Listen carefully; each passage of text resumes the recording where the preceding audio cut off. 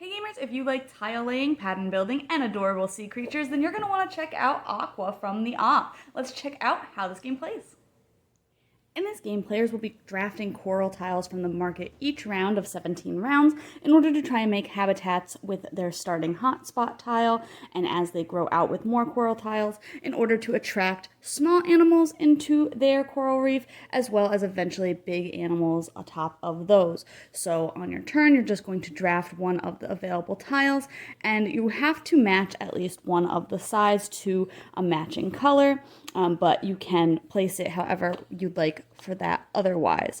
And again, you are trying to make these hexagonal shapes so that you can eventually put those animals out. So I might draft that tile and other players might draft other tiles, and then more tiles will come out for the new round. Alternatively, if maybe you're not sure which tile you want or you're not really attracted to any of them, you can take the snail tile to pick last in the current round, and then you will pick first in the next round. So when I can make the shape here for one of the small animals, I can take one of those and place it on my board.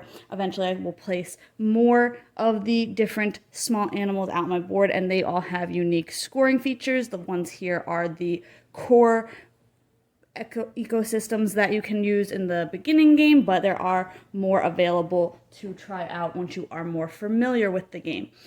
As you attract those small animals, you can make different shapes. So this is just two next to each other, three that have a little curve, three in this shape here, three in a straight line, and then a group of four as well.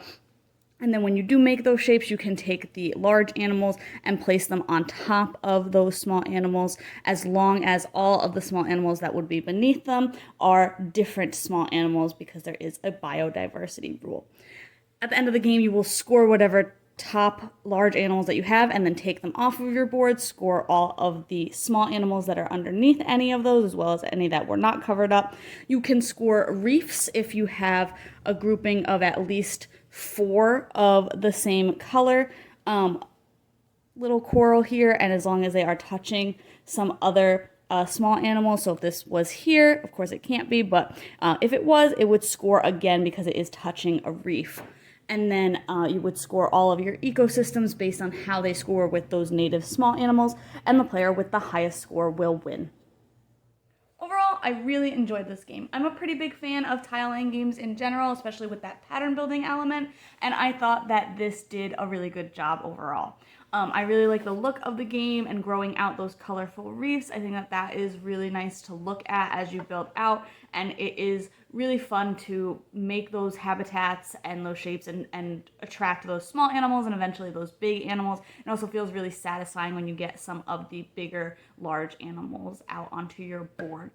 There's definitely a luck factor. You know, you might set up to try and get a certain small animal, and then everybody's drafting that color that you need and you're just not getting the right tile. But I think that there is a good balance of luck with strategy for trying to set yourself up for some good turns, or maybe taking that snail tile at the right moment to pick first in the next round. I have seen the snail tile option not used very much in pretty much all of my games. I think partly it's just because it will rotate otherwise, so most people are not that concerned about taking it to go first in the new round, but I have seen it work out a couple of times where it is beneficial to grab it.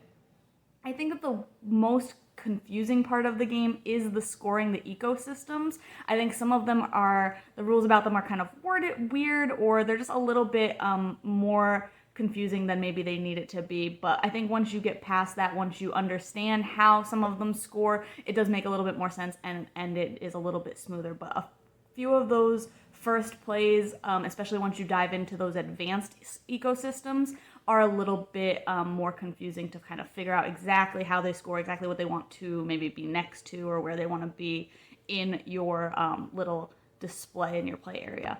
But overall, I think that this sat really close to like Cascadia and Calico. It has some of that outward building that Cascadia has, as well as that unique scoring, but it also has some restrictive play of how you want to build out those patterns, which just feels a lot similar to Calico, but at the same time, it is a very unique game. It does have kind of its own vibe, which I really, really like. So overall, really good game. If you like tiling and pattern building, definitely want to check this one out. But you can check out my full thoughts on the blog today to see if this one's for you.